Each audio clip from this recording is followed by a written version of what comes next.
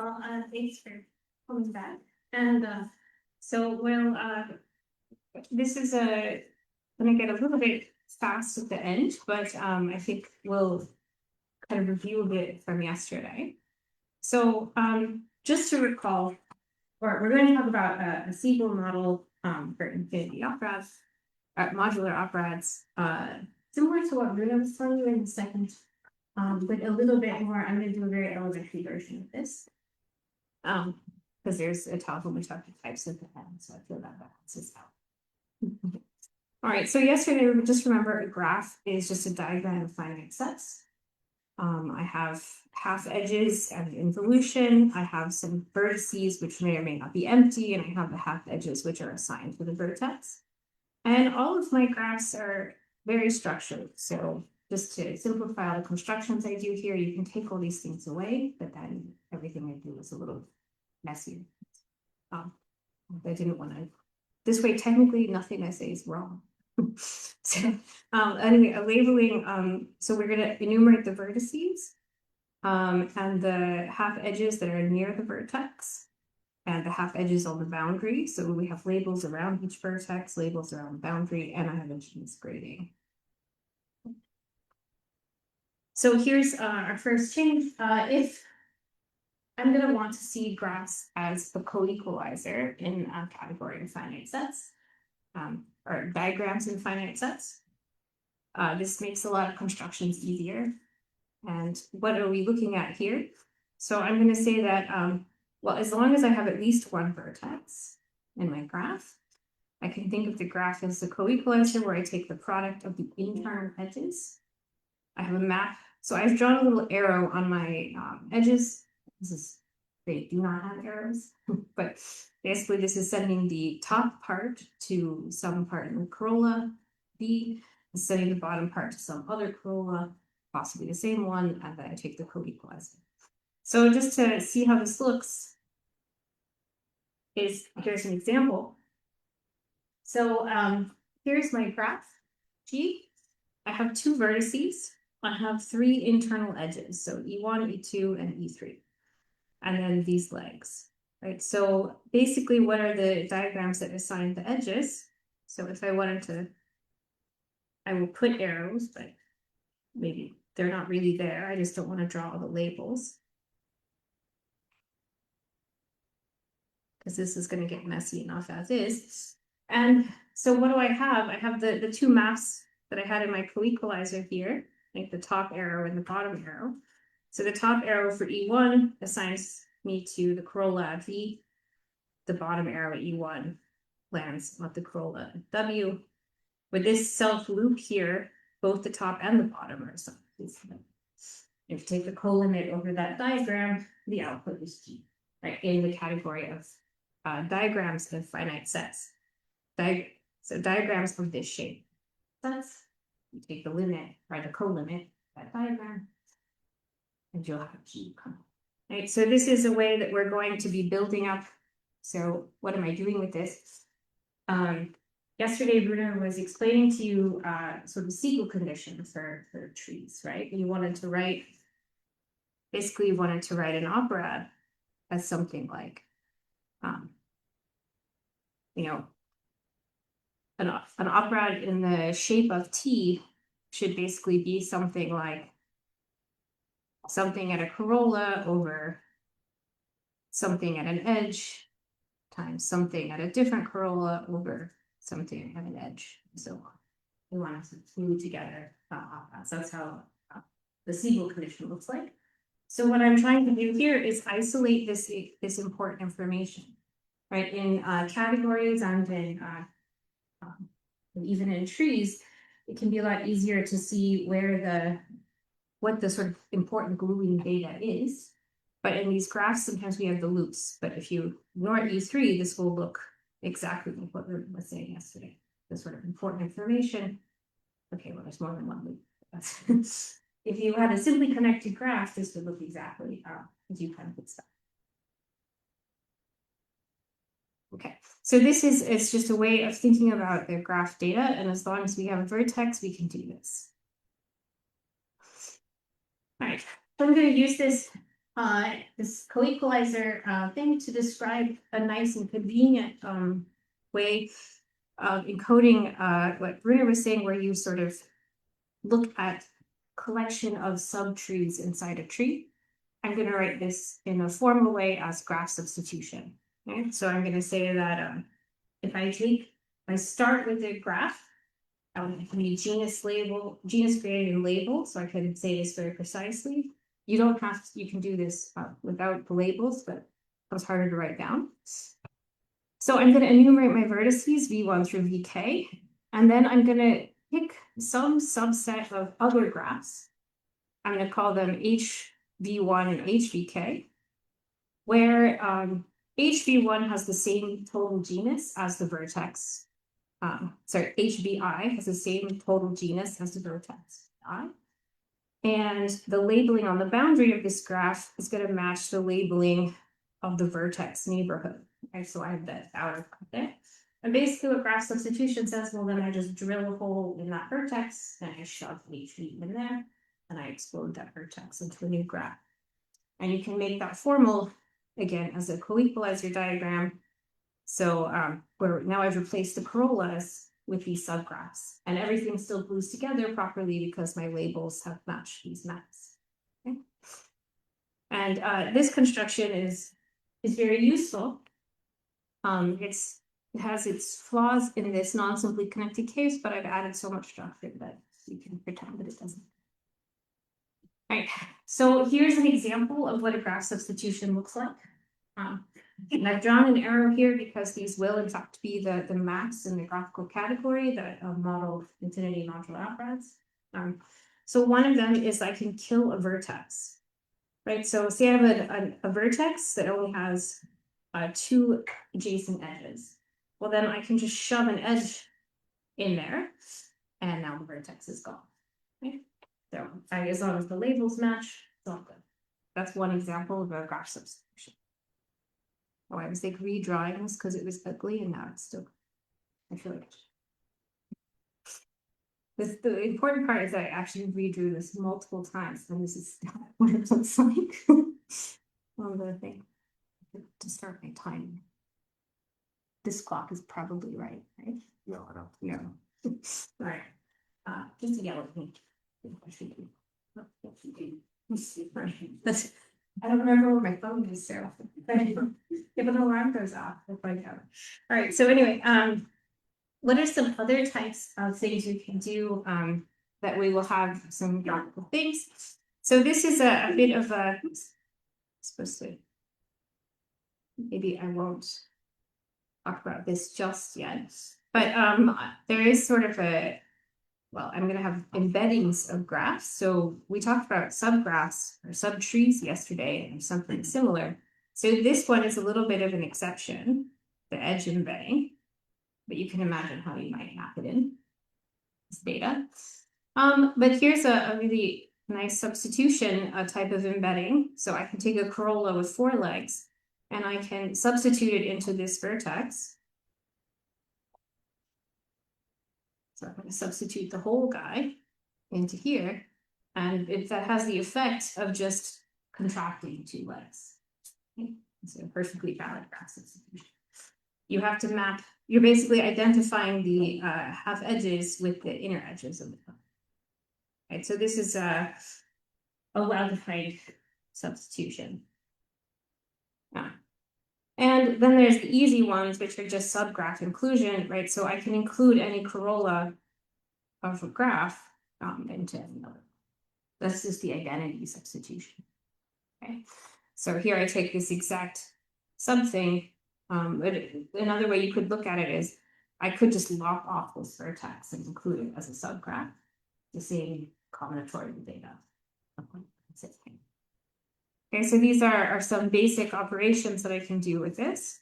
And then the one that you saw a bit of yesterday was in explode vertices. Right, so if I have the same number of edges, so here, this, I'm sure I'm not gonna scribble on it. So here I have how many things in the neighborhood? I have 1, 2, 3, 4, 5, 6. So I have a graph with that has 6 elements in the boundary. as long as I have all my labelings lined up, I can shove this graph into the red vertex and it explodes out into this. So I've now added a new internal edge to my graph. Hopefully counted correctly. I feel like I'm missing. Yeah. One of the edges should get out of the model. Out of the bot. Oh, The one that comes back to that one of the two between the two vertices should even come back. yeah. And I drew it in advance. All right. So 1, 2, 3. So what I'm doing is I'm matching these three with here. And then this one with here, this one with here, this one with here. So I should have 1, 2. Nope. Yeah, it's exactly that. Yeah. There's a little it needs the yeah, there's a like this. Like no. The of the double edge, the right hand one. It wants to go out of the bubbling tunnel. I mean, it's an isomorphic graph. Oh, it needs to like this. That's right. That's right. Yeah. That's what we want. All right. So I was like, did I miscount 6? Probably. Oh, did I mute? I think the microphone turned off.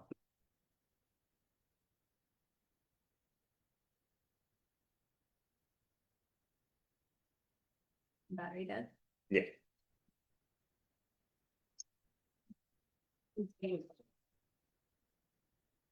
I don't think. You actually have a battery. Yeah. One left. Yeah, that's it. Okay. I didn't know anyone actually. That's impressive. All right, very well done. Okay, so we have a our substitution here. So we can explode vertices. So these are our types of substitutions, and they're basically all these 3 forms. Okay, and why am I telling you this? Well, properly defined, graph substitution is associative. In the sense that if I, it doesn't matter which order I substitute. If I want to substitute a bunch of K's into one of the HVIs, I get the same graph. And it's unital because, as the example we saw, I can just shove Corollas, basically as the identity, which makes this a very simple way to define, I can use this operation to define morphisms in a category. I need it to be associative and I need it to be unital. I should say in practice, if you don't have all this extra structure, and I've added an additional thing, finding these graphical maps is actually much nastier than this. If you're going to go review our paper, you're going to think that I'm lying to you, but I'll show you where the lie is. So I'm going to say the modular dendroidal category, which I just denoted as N. It's the more general one is called U for undirected in our paper. And because we ran out of letters to the actual story, we're like, what letter hasn't been used for a category? Anyway, so the objects are all connected, labeled, genus-graded graphs. And here's a kicker with non-empty boundary. So I'm throwing out these closed loops. You can add them, that makes things much harder. It turns out for our purposes of what we're going to be doing topologically, that also creates homotopical problems for me as well. So I didn't want that. I want my modular operads to have no operations in area 0. I don't want a torus just hanging around with closed. Right. So graphical maps then are the maps between a graph G and K, where K is isomorphic to a graph substitution where either I explode G or G is a sub. Okay. So it's either one of those embeddings or a composite of killing those unary vertices, those vertices which are called degeneracies, where I have one input, one output, basically. It is a series of embeddings, which can include creating new internal edges via contraction. That's a spelled embedding. Or by a series of vertex explosions, right? So, and you can do composites of that, and that gives you all and relabelings, which are isomorphisms. So I can also relabel the vertices, relabel the boundaries. Okay. So those are going to be all of my maps. Like I said, if you want to make this more general or make your graphs a little less strict, this be sort of, you shove the difficulty one place or another. So the actual formula actually looks a lot like what Runa wrote yesterday. So you use like a tile maps of these diagrams with pullbacks and things like that. Right.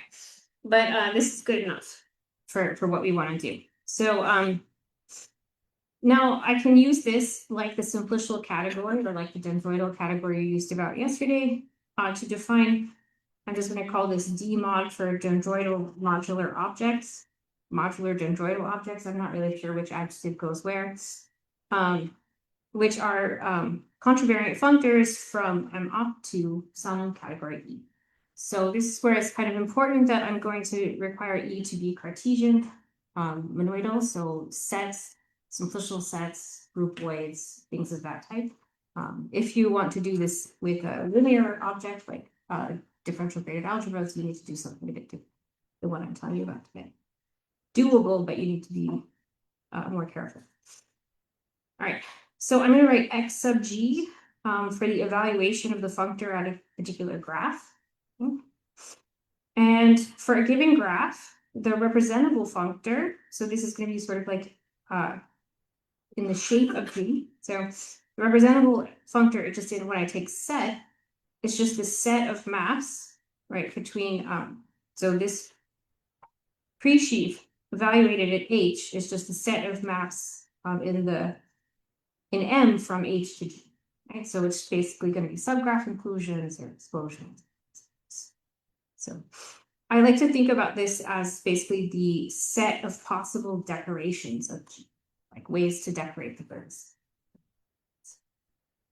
And this is an element of any of the E's that we're talking about via, I'm going to say, a strong monoidal functor from set to my Cartesian monoidal category. So, which works for all of the cases I mentioned, but again, that's one of the things I don't want to talk about if we're doing these linearly. I'll tell you about that later. So here's a nice exercise to get comfortable with the definition, and in particular, this is much easier if you just look at trees and look at the dendroidal category that Runa was talking about yesterday. So I recommend, if you haven't done this, to start there. Just show that X evaluated G is the set of maps, so manifold transformations between the representable and X. And this works exactly the way it does with simplicial sets. Okay, so we're gonna think about, we're gonna use this to model operads and or modular operads. So yesterday we talked about the free modular operad generated by a graph, which I denoted as F and G, and the related thing in Runa's talk was omega at T. So that's a free modular operad generated at a tree. Sorry, the free operad generated at a tree. So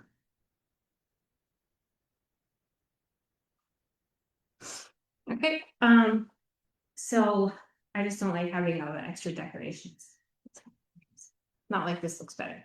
But all right, this defines a fully faithful nerve, which basically takes me from modular operads in my base category to, I would say, like dendroidal modular sets, or more generally, modular dendroidal objects. I'm not really sure where the adjective goes. Sorry about that. Modular dendroidal objects in my base category. And how is it defined? Well, it's very easy. So you get your modular operad, and the nerve of it is now going to be the set. Oops, there was supposed to be a G there. The nerve, this tree sheaf defined at evaluated at a graph G is the set of maps of operads from the free modular operad generated by that graph into P. Okay, so that's picking out G-shaped compositions in the modular operad P. Basically what you're doing. And again, you can consider this free object, it's discrete, you can consider it inside any of the categories I have E. So for example, if I want to look at spaces, I just consider it as a discrete simplicial set, and then this is a simplicial category. So the simplicial set between the free guy and P section. Okay, so this basically embeds modular operads into this free sheet category. So we want to classify those things as infinity modular operads, or at least a special case of them. And let's see how we can do that. So I'm going to define now the Siegel core, which gives me the spine or the corolla ribbon of the graph. Okay. So using this co-equalizer idea again, so the Siegel core, so as long as G has one vertex, the Siegel core of the graph G is a co-equalizer in this. I'm going to take this in sets. It's easy. I always do that anyway. And so this is the representable at each edge with maps into the representable functor or corolla. And then I take the co-equalizer, and that's going to be the Siegel core. So we'll see what this looks like. So but if G doesn't have a vertex, so G is the edge, then I just take it to be equal to the representable. It's defined everywhere. So I left it as an exercise to actually play with this definition so that you can see how representables work. The Siegel core always includes into the representable at G, which is just my hint. Look at the local vertex data. So if you write out some diagram, it'll be immediate. Am I right in thinking that if G is a corolla, then the Siegel core of G is the same as M of G, and it's also the same as like the free modular operad? But the Siegel core is also yeah, that's correct. It's corolla.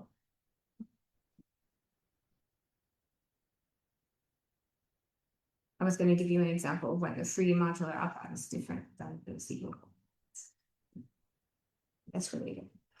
Okay, so why does this definition exist?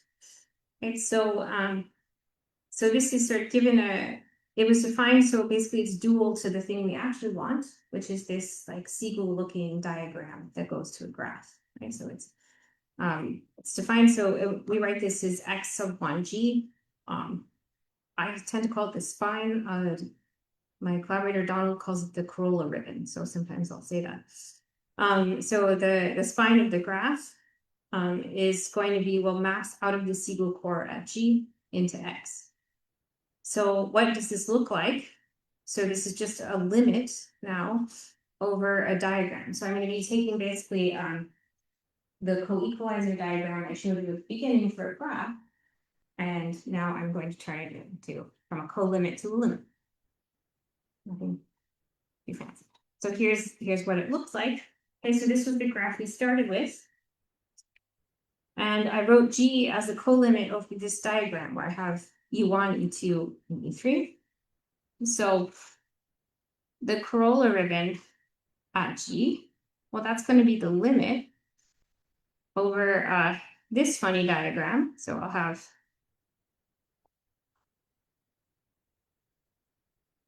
X at E1.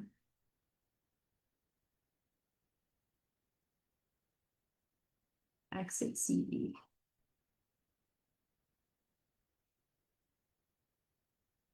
Right, I'm just turning all my arrows around because it's a contravariant optic. Nothing that fancy happening here.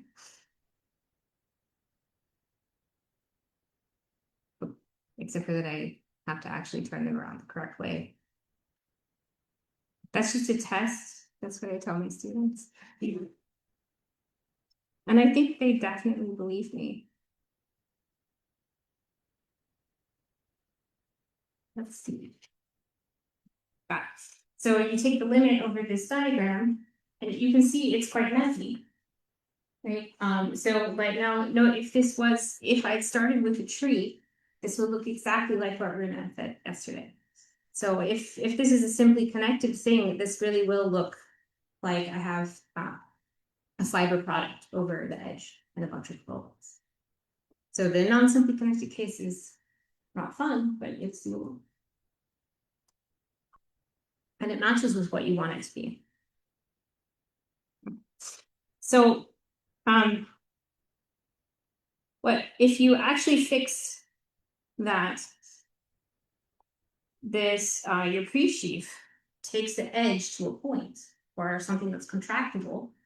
So the edge is going to basically be picking out colors for your modular for a modular opera. But if we just focus on making the valuation at the edge into a point, then actually this becomes the product set. Right? It's a homotopy product, but it's in set, so just a product. So it's definitely like you can see pretty clearly that it will be contained in, and this is worth actually thinking about a bit. If you take that, so even if the edge is not, even if the evaluation of the edge is not a point, if it's like a set, you'll definitely get containment in the product. But then you just have to check that if that point is, if that evaluation of the edge is always a point, this will be equal to the product. And this is, again, this is just a limit in set. So this is something you can write down and check, for example. It's not a, it's a worthwhile thing to do to see how it works. But now now if I'm staying in, again, in sets, well, this map, as we had our first exercise, so X evaluated G, that's maps from the representable of G into X, which includes into the Siegel core, as we saw. Or sorry, the Siegel core includes into it, which induces a map in the other direction of the Hom spaces. So let me actually write that. This comes from to write U.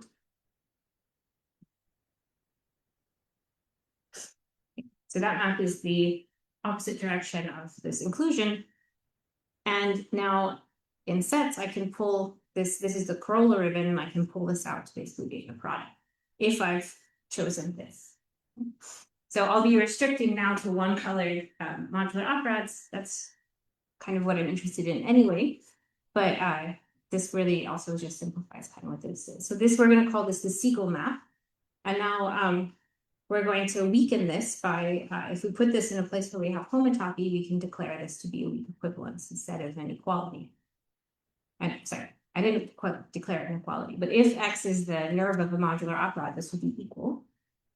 And that would just basically mean that G-shaped compositions in my modular operad are in fact equal to G-shaped compositions. Okay. So I'll say that a modular dendroidal set is called Siegel if the Siegel map is a bijection for every G. Okay? And basically a modular dendroidal set is Siegel if and only if X is equal to the nerve of some one colored modular opera. This doesn't require the one color, but the way I define the map does. So we'll stick with that. If and only if X is the nerve of some modular opera. So this is an alternative way of describing modular opera. This would, if you're familiar with the kind of definition of modular opera that like you'll see in like Costello's papers or things, a lot of people write them as functions. Uh-oh, my battery. How are the battery? Okay, we're running out. We just now we're gonna coach battery. Sometimes that's enough. No.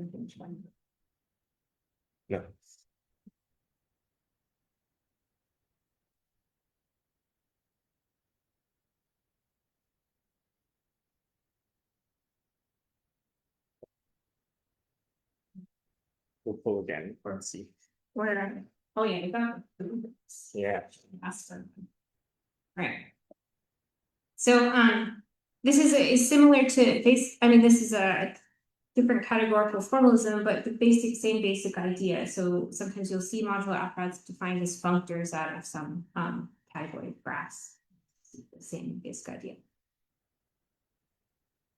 Okay, at least over sets. So now if I want to sort of put some type of homotopy theory on my base category E, so I said make it a monoidal model category. Then my category of functors actually has a couple of model structures. I'm going to take the Reedy one. I'll show you why in an exercise later. But so just so that it makes sense, the only thing you need to worry about for the purposes of this talk is that it makes sense that I'm writing this, that I'm taking the derived mapping space. Any sort of category of functors like that has a projective model structure, and if you want to just work with the easiest notion of homotopy and weak equivalence, which is entry-wise, then this is a perfectly fine definition of a simple object. You just can't really, it's very hard to pull this object out of the Helm space if you're not careful with that. So basically, if I take a modal monocategory, so my dendroidal category is generalized Reedy, which we'll use later, meaning it has a nice factorization system, which means that presheaves over it admit a Reedy model structure. Okay, so basically what it means is a weak equivalence between two presheaves X and Y is determined level-wise as a weak equivalence in my base category at every graph. So then I can say that a modular dendroidal object is Siegel if this Siegel map is a weak equivalence for all G. So I can loosen the notion of equality here. Which again, now what is this saying, right?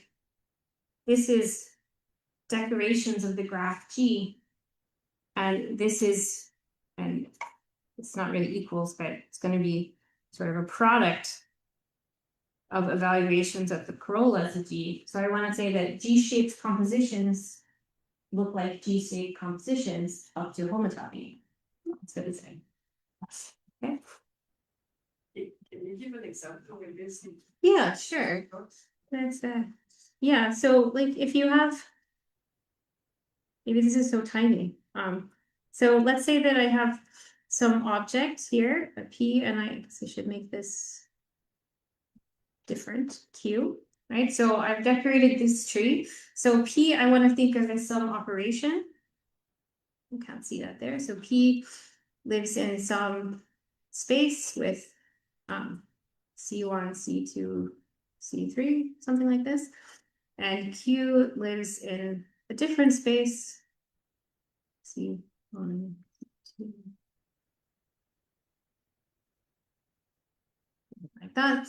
And I want to compose along this edge, which I just called C1 to be lazy. And so what does this mean? So if I was composing, that would be P sir C. I want this to be an operation here. So I would be wanting to compose it down to here. Okay. But this would be in a regular operad. If I'm thinking about an operad, or a cyclic operad as a decoration of a tree. So the operations are in the shape, and I want to shrink this edge. So here I'm just what we're talking about is that, well, at the very least, you kind of want, this is a point in X of T. And I want to say that this is actually, homotopic to the product of the things, the vertices along. And again, this is sort of a fiber product over this edge. It's not really a product.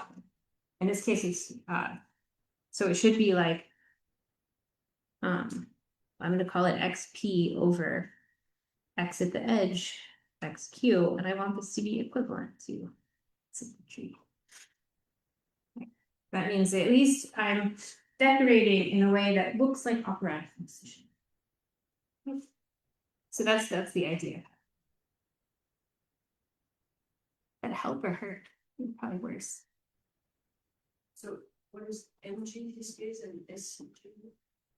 Okay, so yeah, so MG, right? This is the representable at G. So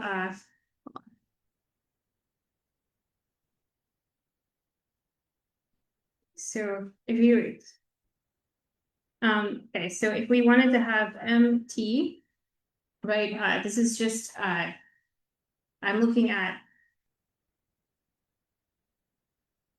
so if I have XT equals MT into X, what is this saying? So X is, let's just say, a set. So this is going to be, this is the set of elements which decorate the tree.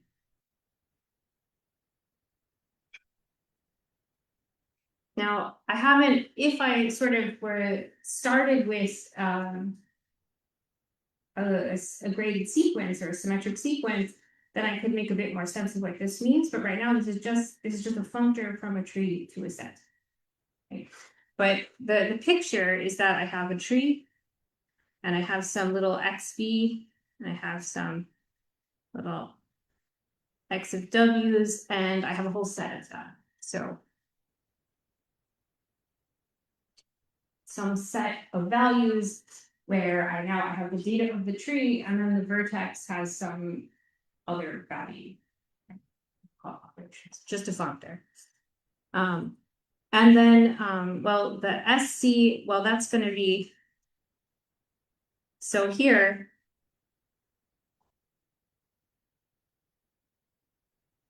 right, the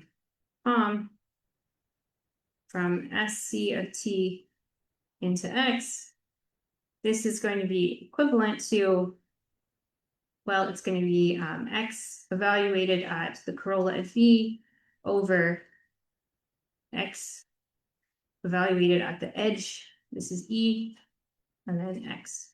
It's the pullback or the limit or X. Right, so if I'm in sets, I can just define this as a product. And if I'm not in sets, then there needs to be a homotopy there. Okay, this is a homotopy limit. Now, if I just take this to be a point, then it's just a product. That's why I feel reduced to one object. Okay. So if X is a point, then this is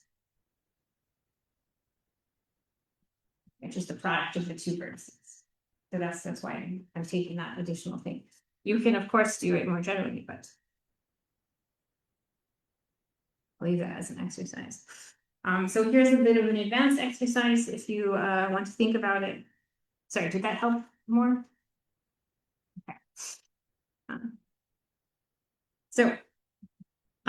Right, so like I said, you have a projective model structure and you have the reading model structure. And if you like playing with these things, you can find examples of graphs where the Siegel core is not profiling. So I've chosen this carefully. One reason we take the time to think about it is that I want to be able to pull this information, right? So basically I have let's see. So normally I can't do much with this, but if this is cofibrant and then I put some assumption of fibrancy on here, then I can pull this out to a, homotopy product. So these assumptions are there for a reason. All right, it'll be a homotopy limit over the corolla ribbon. So you can actually pull that out with this being cofibrant. So if you like playing with these things, this is actually somewhat tricky to do, but I recommend picking the first non-simply connected graph you can come up with in your head. It'll probably work. If you want to see where some of the secret difficulty is, if you're just not feeling challenged, just want to give you. There's actually an example of this in our paper. You can find it. Yeah. Just to check, being really coherent here will mean something like the automorphism vector. That's correct. Yes. That's good. Okay. That's correct. Yes. And so what you want is to find some non-trivial graph automorphisms, and that will give you your problems. Which again, you pick your first non-simply connected thing, and you'll find some. All right. So now I'll say that I'm going to call this a definition. So a one-colored modular infinity operad in a base category E, my nice little model category. This is going to be a modular dendroidal object with, I'm going to fix this to be one-colored, just so I can simplify the way we're discussing this. And that the Siegel map is a weak equivalence of mapping spaces for all G and N. Now, I have here taken the little f means I take some local fiber replacement. So this is actually like a homotopy product. If you're in a nice category like spaces or groupoids, where a lot of the work that we'll be doing with the next two series of the talks are, finite products are homotopy, finite products, finite homotopy products are finite products. There's a finite in an order there. If I just take a finite product of things, I can identify homotopy products with products. So I can kind of ignore this fibrant thing for most of our examples. So if I drop it, that's only because I'm working in spaces or groupoids. But otherwise you have to just take a homotopy one. Alternatively, you can force X to be really fibrant in your model structure, and then you don't have to think about that. So you have to choose a fibrant replacement somewhere in order to pull things out of the mapping space. Right, so in particular, what's really nice is that, well, every modular operad is, every one colored modular operad is an infinity modular operad. That seems like a good theorem. So if P is a one colored modular operad, then I take the nerve of it. So the one color is this part. That means that the nerve evaluated at the edge is just a point, intractable. And the Siegel map will actually be an isomorphism of spaces for all G and M after fibrant replacement. So this is, that's what we want to be true. We're going to infinity something, which should probably, classical thing should probably live there. So, there's the statement I had about set to groupoids. So I might drop this later, but it's important to you. Okay. So I want to tell you some examples of things that are not just coming from Operads. So a couple people asked me at various times yesterday about why you would use this combinatorial model. And one thing is it's really easy to construct examples. Maybe not easy, it's easier. Not only I tried to do something easy once, and it was not so easy. I guess this one is not so bad. So right, so one example, and the example I'm interested in is coming from profinite completion.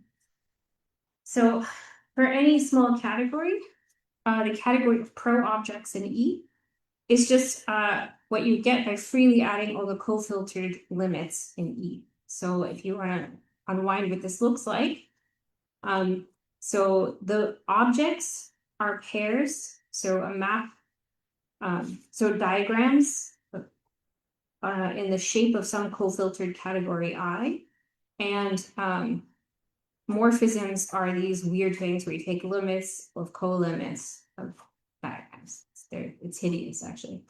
But and if I take a subcategory in my nice category E, so E should be complete, but I can E should be complete, and then I can take any subcategory to define the pro C objects just by adding 3 co-limits to C. So you can take sub-objects, right? So this is kind of formal, but there's a perfectly normal example. So right, we get an adjunction where we have this hat for completion and this bar for realization. So going from E, I can go to the pro C objects in E by a completion functor, and I can, from one of these big ugly objects in the pro category, I just take the limit, right, to go backwards. So the right adjoint is pretty nice, and the completion is the left adjoint, which is a bit of that's where all the infinity comes from, actually. All right, so the classical example is just the category of discrete groups, so profinite groups. So I just wrote GER because I don't know what the group thing is. So category of discrete groups. If I take the subcategory of finite groups, then the left adjoint that goes from, GER to the pro, I guess, finite groups. So I just wrote with a hat. That's just the classical profinite completion. So it's the limit over all finite index normal subgroups of G. Okay, so probably seen it. I did one easy example and the next one is not so easy. So for the integers, right, I can just, I take the limit over all these subgroups where, right, the co-filtering category are just these transition maps whenever n divides n. You can sort of imagine what this looks like. And the example that we're interested in is the Ital fundamental group of a scheme. So if you wanted to find pi1 of a space, right, you have universal covers, but for in algebraic geometry, we don't have universal covers. We have a bunch of finite covers. So we have to take limits of finite covers. So fundamental groups of algebraic objects are profinite groups. Okay, so more precisely, if I take a connected locally Noetherian scheme and I choose a geometric point in it, my base point, the Ital fundamental group of the scheme X at this base point is the limit over all finite Ital covers of X, of the automorphism groups. And automorphism groups of a finite cover of X is a finite group. So I'm taking a limit of finite groups, and it has sort of a co-filter structure. And this gives me, this means that the fundamental group of the scheme is a profinite. So I'm interested in it because I want to think about profinite fundamental groupoids, which will be tomorrow, of spaces. But the key example is the following. So if I look at the modular stack of algebraic curves of genus G with n marked points defined from the Q, the Ital fundamental group of NGN at a chosen surface or a chosen base point is the profinite completion of the mapping class group of that surface. Right, so that's that allows me to sort of think about this topologically. If I wanted to just think about like pi1 Ital of the fundamental.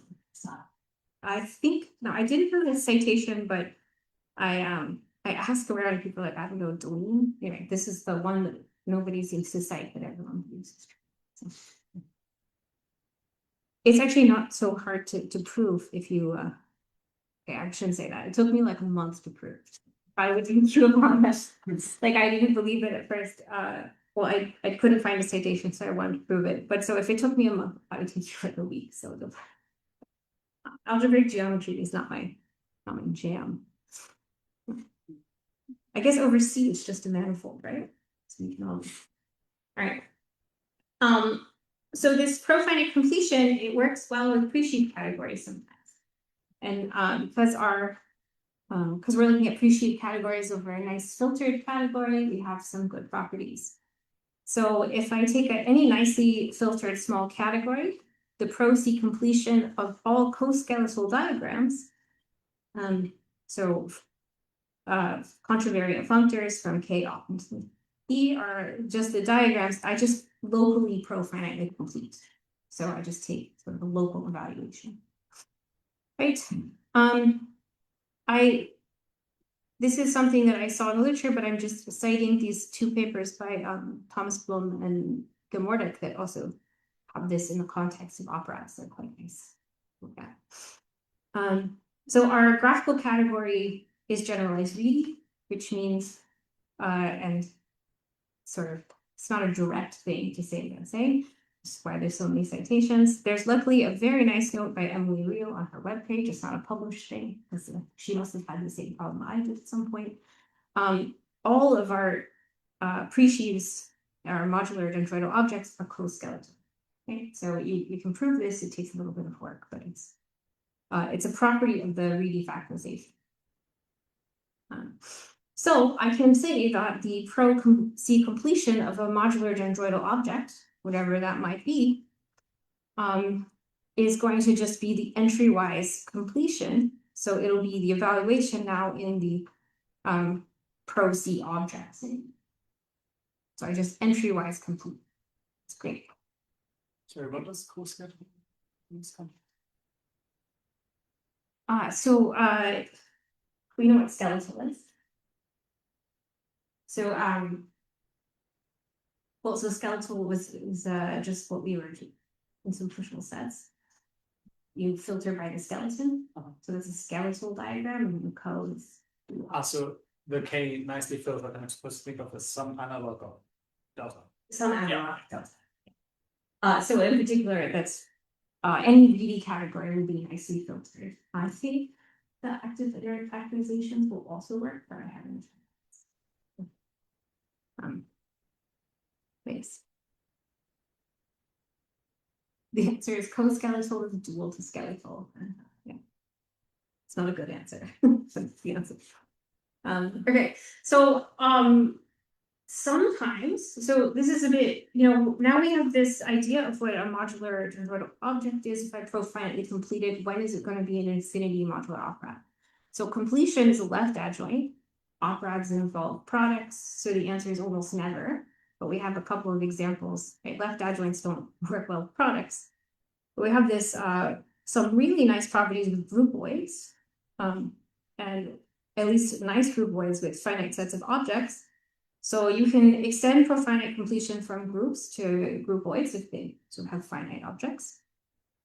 It's not good groupoids. Good actually is a mathematical term. And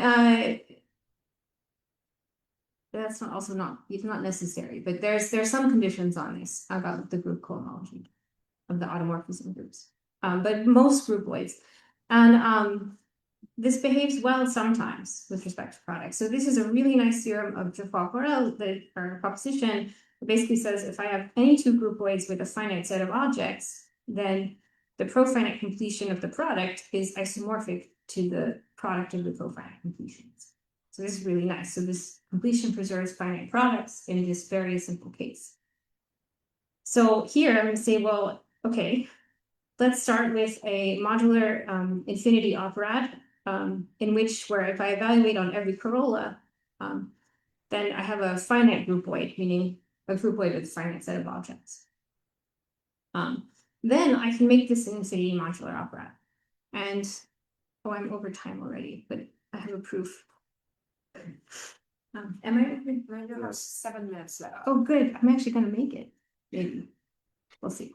All right. Well, I'll make it through the proof. So in this case, if I have this, I can just check directly what this will look like, right? So I'm going to take my infinity modular operad. My evaluation at the edge is a point. Profinite completion of a trivial groupoid is trivial. So x hat at the edge is a point. Then I know that I can complete some finite product, but I can generalize Geoffroy's results to get this, that this is isomorphic to the product, to the finite product of the profinite completions. And that allows me to show that the Siegel map here is an isomorphism for FG. So that's really nice. And so you get a modular infinity operad and profinite groupoids whenever your groupoids are nice.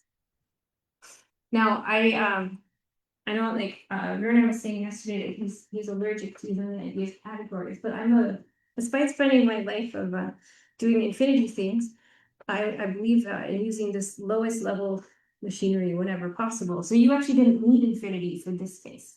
I just wanted to add a disclaimer, right? Because I have profinite products and I have functors, so I actually could just define a zigzag of compositions to define my modular operad composition. I'll put this here as something to contemplate. When to infinity. All right, but the next example, it cannot be fixed.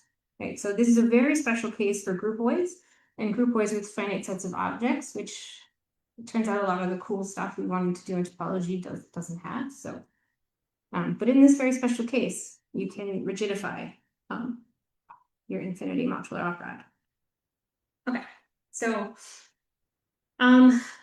But this is a real fluke, right? In fact, if I just start with spaces, so simplicial sets, it's almost never true that there's a weak equivalence even between the profinite completion of the product and the products of the profinite completion. We have a example in a paper with Pedro Bobera and Geoffroy-Borel where we give like criteria that's good enough to get this to be true. And basically x and y both have to be pi finite. So all the all the homotopy groups are finite and vanish after a certain range, and the fundamental group needs to be a good group in the sense of set. It doesn't happen very often. And then you can make this true, but that's I guess that's true for the braid groups, the classifying space for the braid groups, and that's basically all I got as examples. So I don't know many examples where this holds, but we can do something a little bit fancy, again, in some special cases and prose spaces. So the sort of a long history from Art and Razor and Friedlander, basically the Ital homotopy type of a scheme. So meaning the space where if you take the homotopy groups, it gives you the Ital homotopy groups of the scheme. Is actually just that you can identify it with a pro object in the infinity category of spaces. So now I'm using infinity because I need it. And it really is. So Art Mazur showed that the Ital homotopy type of a scheme is a pro object in the homotopy category of pro spaces. Friedlander was able to bring that out, and Hiriam Quick had a nice paper that sort of does this simplicity. So, but you still really need to be kind of working up to homotopy. Now, the one example that we talked about before, the moduli space, is kind of nice. So in a paper with Oda in, I think, 2008, 2009, because that citation didn't work the way I wanted it to. The Ital homotopy type of the moduli stack, MGN, is actually the profinite completion of the classifying space of the mapping class group, right? So this is a profinite space now, not just a pro space. And it's actually sort of equivalent, again, in the infinity category of pro spaces. This is the Ital homotopy. So I can actually think about this as a profinite space and the classifying space. All right, and it turns out that if you have a really nice Ital homotopy types, we can also find products, and these are now going to be equivalences in an infinity category of pro spaces. This is my last slide for the day, the rest of references. And the following was explained to me by Peter Hain on a napkin in a bar, and then he wrote it down on the archive for me because I wanted to cite it. So it's a very short paper, but thanks for Peter for doing that, because the napkin didn't last very long. So given two pro spaces, X and Y, which are both the Ital homotopy types of a nice quasi-compact, quasi-separated scheme, which MGN is. Then you can look at the sort of P complete for some set of primes P equivalences in the infinity category of pro spaces.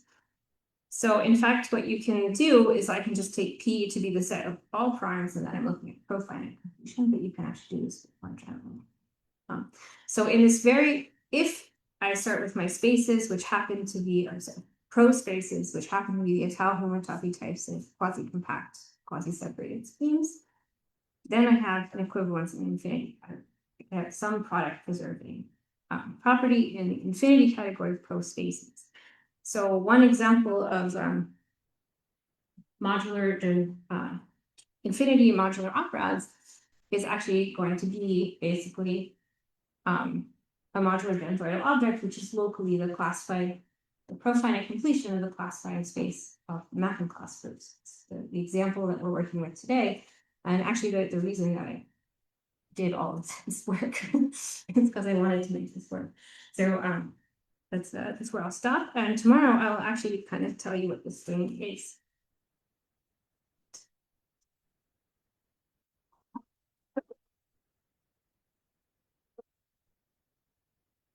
Are there any questions?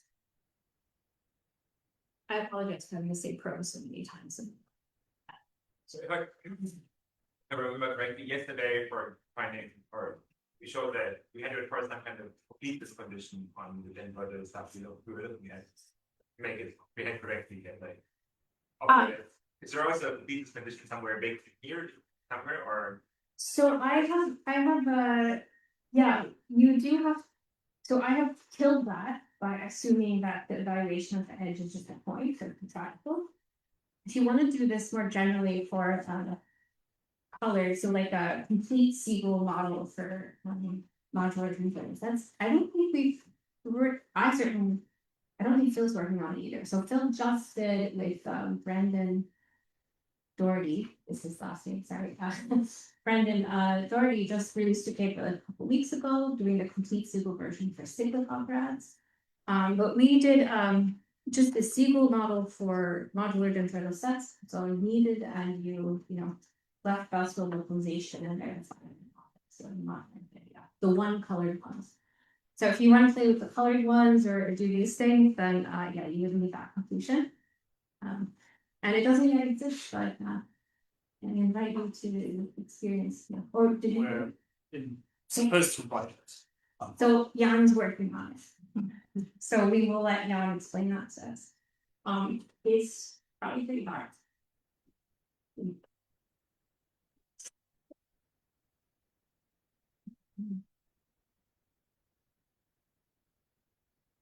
Any other questions?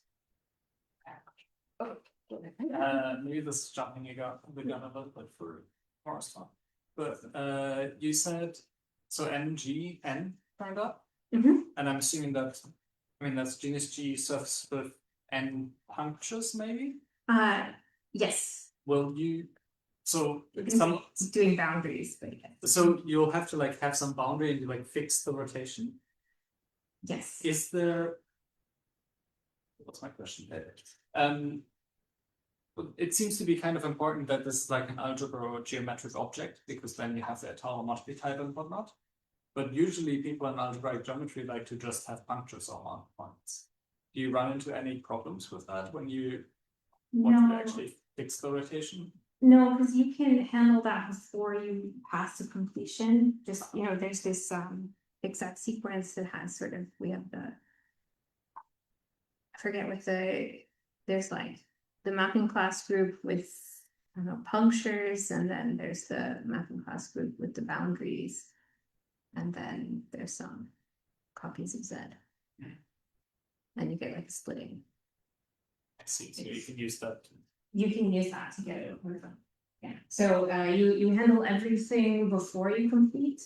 The really tricky part is just computing the profinite completion with the classifying space functor. Because which is why I need truncation of Operads, because you can't always do that either. I mean, we know that there's this modular dendroidal thing that's made out of the classifying spaces and these top homotopy types. What I can't tell you is that the classifying space, you can hit the mapping class group with the classifying space functor and then profinitely complete. And that's the same thing as if I'm picking the classifying space functor, the mapping class group. So.